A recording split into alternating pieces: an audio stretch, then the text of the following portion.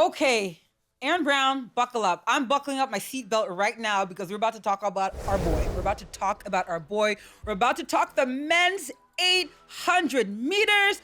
Whew, oh boy. Okay, a lot of people, I'm gonna get angry, but I'm not gonna do that. You have been doubting our boy Marco Arop going into the World Championships. I got one word for you. Aaron does too. I'm speaking for him right now. Stop it. Okay? The Canadian was competing against a stacked field. He's going up against the likes of Emmanuel Wanyoni, and it was the Kenyan. He led it from the front for most of the race. With Arop making a late push in the final 100, our boy, he ran out of steam. He ran out of track. He really couldn't reel in Emmanuel, who finished first again in 1:42.27. Although I will say, he wasn't really in his usual dominant fashion, his usual dominant self. So Aaron, I know a lot of American analysts are writing off Arop. They're saying he's not a medal threat. But to me, this third place finish for me, I actually was fine with it. I actually think he's okay. He's not in danger. There's lots of time. What say you? Yeah, I agree. And of course, we got our Maple Leaf hat on. So we're going to be a little bit biased, of course. Marco's our guy over here. But I think He's that. the reigning world champion. It's not bias.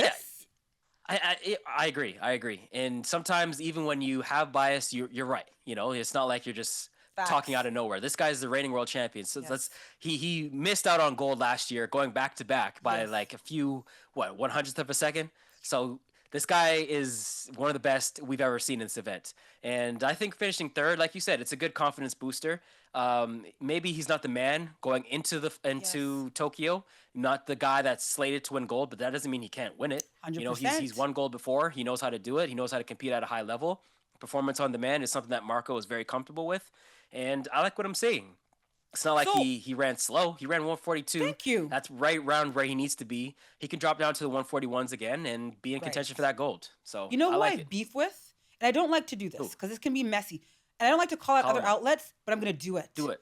FlowTrack has a 16-year-old winning a medal. Mind you, this 16-year-old is a freak in the best way, a phenom.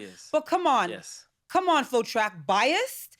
I like this. We're going to put that on a t-shirt. We're not biased. We're just right. So I'm not saying the 16-year-old can't medal, but you have to think we're going to say this again. The experience, the sleep, the travel, you know what I mean? When these big men try and do running the rounds and stuff like that. To me, to put the 16-year-old as a medalist, that is biased, and they're not right. Yeah. Well, they might be right, but you know what I mean. We've seen Coop do his thing, but he was in America. He was at Eugene at Hayward Field.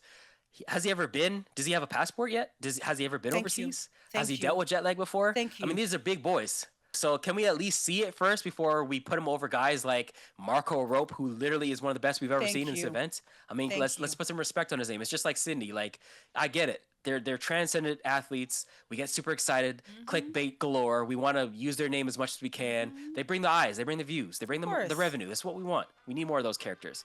But at the same time, let's put respect on those who have done it before. Have some respect. Whether it's the women in the 400 meters or Marco Arop in the men's 800 meters. Reigning world champion. I'm just going to put that out there again. Thank you. Have some respect.